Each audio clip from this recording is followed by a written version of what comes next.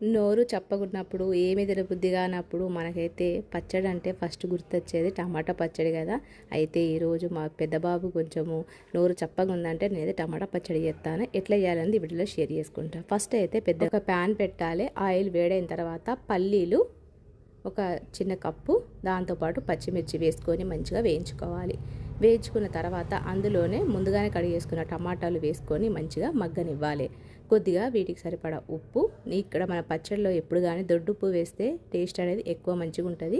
ఇక్కడ దొడ్డుప్పు, జీలకర్ర ఒక 2 టేబుల్ స్పూన్లు వేసుకొని టమాటాలను కొద్దిగా మగ్గనిద్దాం. కొద్దిగా మగ్గిన తర్వాత కొత్తిమీర ఒక కట్ట, చింతపండు నిమ్మకాయ సైజ్ అంతా వేసుకొని మరొకసారి మగ్గనివ్వాలి. తర్వాత దీన్ని చల్లారనిద్దాం. ఫస్ట్ అయితే ముందుగానే పల్లీలు, పచ్చిమిర్చిని మిక్సీ అయితే పట్టేసుకుందాం. బరకగా మిక్సీ పట్టుకోవాలి. అదే మిక్సీలో మనం ముందుగానే టమాటాలు ఉడికించుకున్నాం కదా, ఆ టమాటాలు కూడా వేసుకొని మిక్సీ పట్టేసుకుందాం.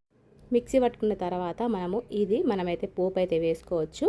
అంతే, మనకు టమాటా పచ్చడి అయితే రెడీ అయిపోయింది. వేడివేడి అన్నంలో నెయ్యి వేసుకొని టమాటా పచ్చడి వేసుకొని తింటే చికెన్ కన్నా ఎక్కువ టేస్ట్ ఉంటుంది.